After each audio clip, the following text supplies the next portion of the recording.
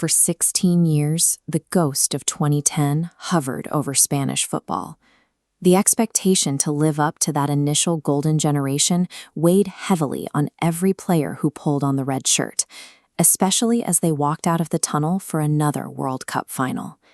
Standing across the pitch was Argentina.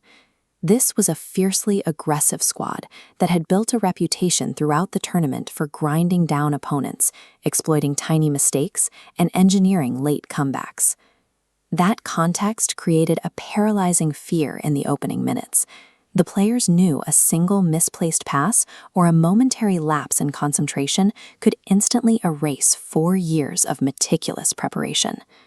Because of that tension, the first half of a World Cup final rarely features fluid, beautiful football. It becomes an exercise in surviving the initial pressure without breaking. Spain did survive. They navigated that psychological minefield to secure a 1-0 victory and claim the ultimate prize.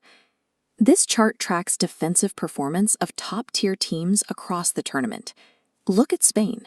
They allowed exactly 1 single goal over their entire run. Breaking that down reveals 6 consecutive shutouts, proving their defensive success was a repeated, intentional outcome of their tactical shape. Curious, engaging. How exactly did Spain build one of the most rigid, suffocating defensive fortresses in modern World Cup history? In the chaotic aftermath of the final whistle, Spanish goalkeeper Unai Simón pointed to a surprisingly obscure reference for their success. Simón noted that Cabo Verde played with complete clarity. They knew exactly what their system was in both attack and defense, and they executed it without worrying about the prestige of the team they were facing. This visual contrasts 2 approaches. Isolated nodes represent individual superstars. Opposite them is a rigid, interconnected geometric grid. When chaotic, fear-driven moments hit, Spain's rigid grid held perfectly unbroken. They bypassed the pressure of trying to play like untouchable superstars and instead executed a hyper-defined system with absolute robotic consistency. To see what that consistency looks like on the grass, we need to examine how they neutralized Argentina's attack in the final. This tactical map shows Spain's high press suffocating the blue dots. By sealing off short passes, they forced Argentina to launch desperate, looping trajectories. Spain easily tracked these, dropping an impenetrable bubble around Lionel Messi to cut off his attacks. They methodically dictated the rhythm.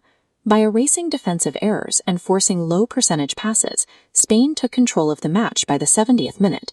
But a tactical board is useless without the human element. For a system this strict to function, you need 26 highly competitive athletes to completely suppress their egos and submit to the collective for 51 straight days of isolation. Ferran Torres became the embodiment of that mental endurance. Despite facing intense public criticism throughout the tournament, he kept his head down, did the daily work, and ultimately scored the winning goal of the final. Then there are players like Pedro Porro. Operating in the Premier League and largely outside the domestic Spanish spotlight, he seamlessly slotted into his role, executing exactly what the system required, without demanding the center stage. The manager certainly drew up the tactics, but his real masterpiece was engineering the emotional stamina of that 26-man roster to keep them pulling in the exact same direction. When that final whistle actually blew, there was no immediate explosion of realization for the players on the pitch. They described a surreal emotional numbness, unable to immediately process what they had just survived.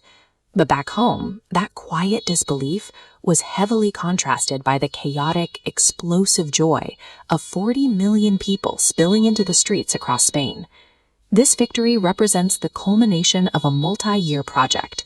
It follows back-to-back titles in the Nations League and the European Championship, a run of 3 major international trophies in a single cycle. Adding a second star to the jersey places this squad alongside the historical elite.